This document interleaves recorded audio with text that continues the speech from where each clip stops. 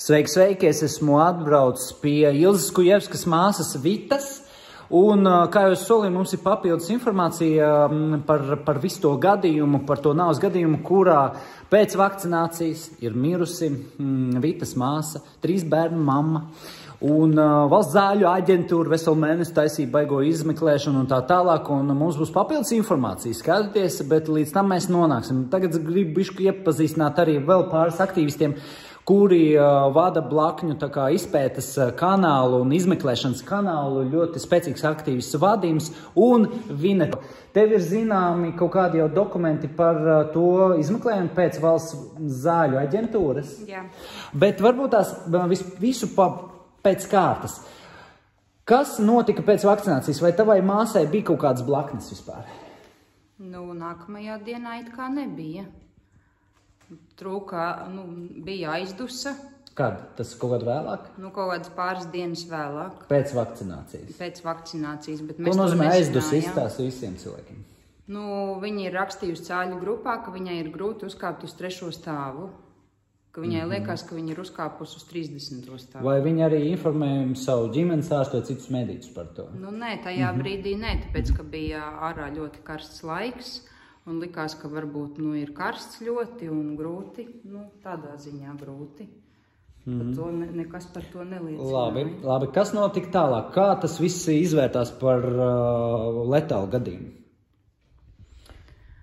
Nu, pēc man zināmiem datiem bija tā, ka viņai vienkārši ap 12 dienā sāka trūkt elpa. Kurā dienā? Tas jau bija... Tā bija tā svētdiena. Tas jau bija pēc kādām 30 vai 40 dienām? Tā bija tā pēc 40 dienām. Sāka trūkt elpa. Tā no kā līdz tam nebija nekādu blakņu vai kā? Nē, nekas nebija. Tad viņa gāja pie viena loga elpot svaigu gaisu, pie otra loga elpot svaigu gaisu, līdz viņai sākās krampji, kad vīrs izsauca ātro palīdzību. Vīrs bija blakus, jā, un izsauca? Viņi bija visi mājās, jā. Ar bērniem arī? Ar bērniem. Un viņai palika slikti, un vīrs izsauca ātros, ātri atbrauca, izsauca reanimāciju, un vienkārši sanāk tā, ka viņa stundas laikā nosmaka. Viņa tika līdz slimnīcai, slimnīcā mēģināja viņu reanimēt un pie dzīvības dabūt, jā. Bet, diemžēl, nesekmīgi. Es saprotu, ka bija arī autopsija šajā gadījumā, un autopsija uzrādīja plaušu emboliju, vai es pareizi? Jā, tieši tā. Visu saku. Tātad plaušu embolija arī vakcinācijas gadījumos visā Eiropā ir kā blakne, un neskapēc Latvijā nav neviena mirušā no plaušu embolijas. Bet ļoti interesanti, ko tad valsts zāļu aģentūra pateica par šo gadījumu pēc lielas izmeklēšanas mēneša garumā? Zāļu aģentūra atsūtīja pāris lapas, jā, kuras... Tā, tu vari nolasīt svarīgāko no šīm te dokumentiem, kas nāk no valsts zāļu aģentūras. Komisija ir secinājusi, ka pēkšņa nāve ir ticami saistāma ar lietotās kontracepcijas līdzekļa Jasminella apvalkotās tabletes lietošanu. Tātad, jūs saprotat, sievietes, tas ir plaši lietots kontracepcijas līdzeklis Latvijā un visā pasaulē. Un, šajā gadījumā mēs redzam, tas dokuments pārmet to akmentiņu citu zāļu ražotāju lauciņā no vakcinētājiem. Vai nav gadījumā tā, ka iespējams vakcīna komplektā ar šīm zālēm ir radījusi kokteili? Es tikai saku iespējams, kāpēc tādu varbūtību komisija neizvirza? Kāpēc vispār saknē tiek nocirsta varbūtība no vakcinācijas, kaut gan tieši pēc tam jau sākās tā aizdus jau 3. dienā? Cilvēki nemelo. Vai valsts zāļu aģentūra ir kaut kādu saikni ar vakcināciju atradusi šajā nāves gadījumā? Nolas, kā viņi ir uzrakstījuši? Šeit ir rakstīts, balstoties uz pieejamo datu analīzi, multidisciplinārā ekspertu komisija nav konstatējusi vakcinācijas cēlonisku saistību ar pēkšņu nāvi 40 dienas pēc vakcinācijas. Jā, un ļoti svarīgi pieminēt, ka ir vakcinācijas likums, un 25. punkts saka, ka ārstniecības persona pirms katras vakcinācijas noskaidro vakcinējumās personas veselības stāvokli, kā arī relatīvas kontraindikācijas vakcinācijas veikšanai un citus piesardzības aspektus, kuru dēļ vakcinācija ir jāatliek.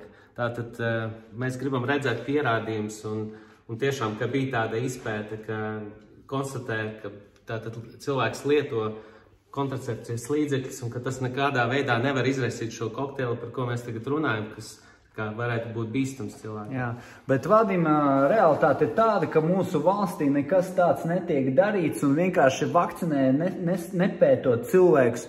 Un tas ir iespējams novedis arī līdz šai te nāvei, kur Ilze, 3 bērnu māmiņa, bišķi vecāka pa 30 gadiem nomirst no elpas trūkuma, jo viņai ir plaušu embolija un vispārējais.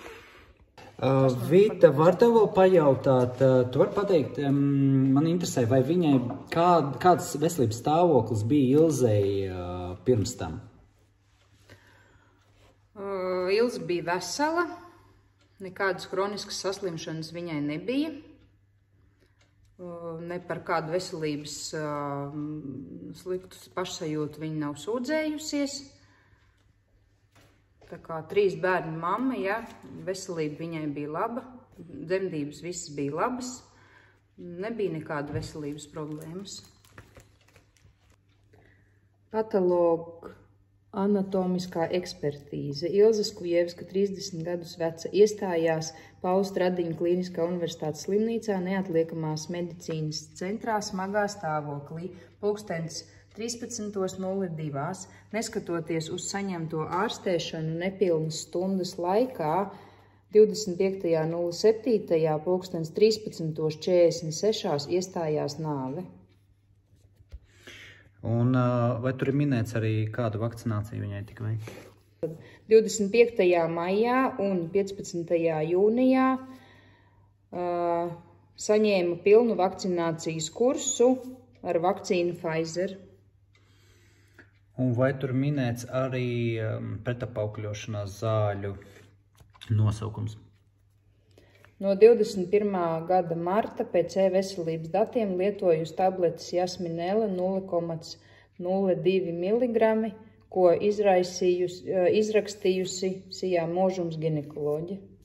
Kā mēs labi zinām, Zāļu valsts aģentūra joprojām ziņo, ka nav neviena nāve pēc vakcinācijas, bet šāda gadījuma ir ļoti daudz, un es arī turpināšu darbu pie tā.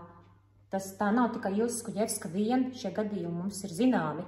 Ja Vita tālāk neko nedarītu, tad joprojām tā tas viss arī paliktu nolikts plauktiņā un nekas tālāk netiktu celts gaismā, bet mēs to tā neatstāsim. Mīļie cilvēki, man ir aicinājums arī ziedot šeit naudu, tāpēc, ka ir palikuši 3 bērni, mēs ieliksim kontu kaut kādu, kas atbalstīs šo ģimeni. Jaunākais bērns ir 1 gadu un 6 mēnešu vecs, pilnīgi palicis bez mātes, arī atmiņās viņam pat nebūs māte. Jūs iedomājaties, kāda tā ir traģēdija. Tā kā paldies tev, es gribu pateikt par to tavu drosmi. Es zinu, ka ir ļoti grūti saņemties un to publiski stāstīt un runāt par tādām lietām, bet es un mēs visi uzskatām, ka tas tieši arī to visu atklās sistēmu, ja mēs par šīm te bēdīgajām situācijām runāsim publiski un viņas atspoguļosim. Paldies, ka skatījāties līdz beigām, šērojiet.